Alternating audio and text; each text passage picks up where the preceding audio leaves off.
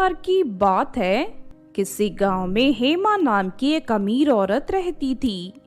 हेमा बहुत ही नेक और दयालु थी। वो हमेशा लोगों की मदद किया करती थी।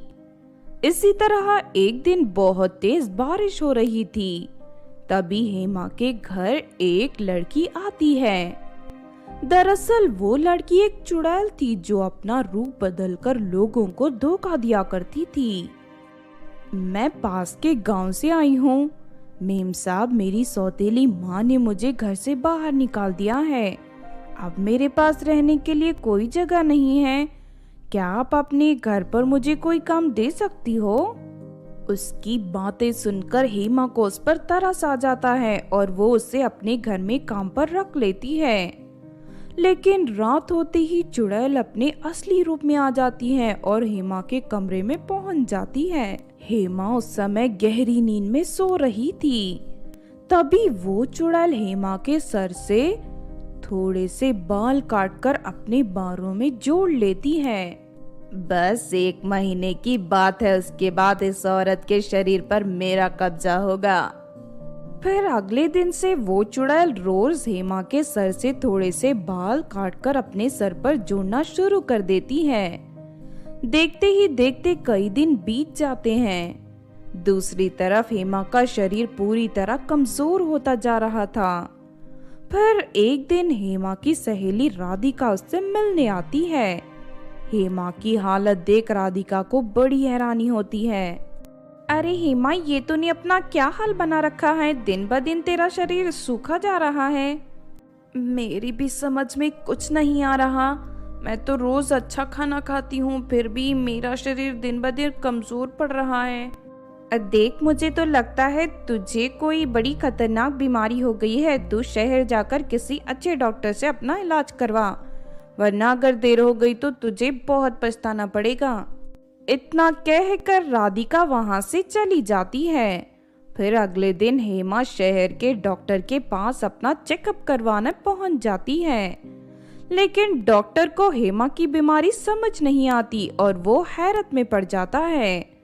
इस तरह हेमा एक एक कर बहुत सारे डॉक्टरों के पास जाकर अपना इलाज करवाती है, लेकिन कोई भी डॉक्टर उससे ठीक नहीं कर पाता।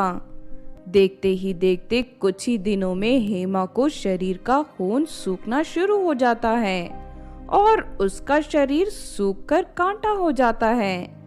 फिर एक दिन हेमा के घर पर एक साधु महाराज आते हैं। तो बहुत भूख लगी है, मुझे कुछ खाने को दे दो माई।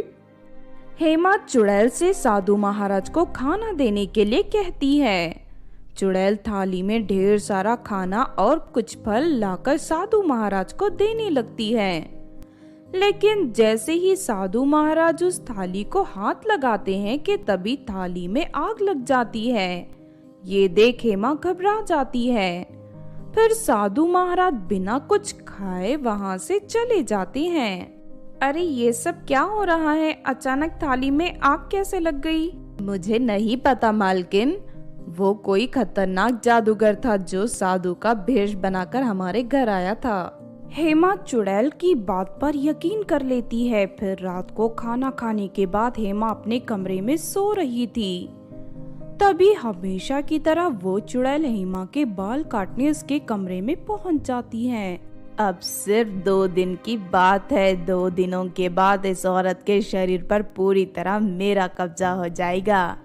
लेकिन तभी अचानक वहां साधु महाराज प्रकट हो जाते हैं और चुड़ैल को पकड़ लेते हैं। ये देख चुड़ैल घबरा जाती है। अरे तू कहां से आ गया? छोड़ मुझे, छोड़ दे मुझे। क्यों चालाक चुड़ैल, तू क्या सोच रही थी कि मैं तेरे असली रूप नहीं पहचान पाऊंगा? आज से तेरा खेल खत्म हो गया। अब मैं तुझे ऐसी सजा दूंगा कि दोबारा तू किसी को परेशान नहीं कर पाएगी। तभी हेमा भी नींद से जाग जाती है। अपनी नौकरानी को इस तरह चुड़ैल के रूप में देख वो बुरी तरह घबरा जाती है। तुम्हारी किस्मत अच्छी थी बेटी, जो आज मैं तुम्हारे घर भिक्षा मांगने आया, वरना ये चुड़ैल तुम्हें मार कर तुम्हारे शरीर पर कब्जा कर लेती।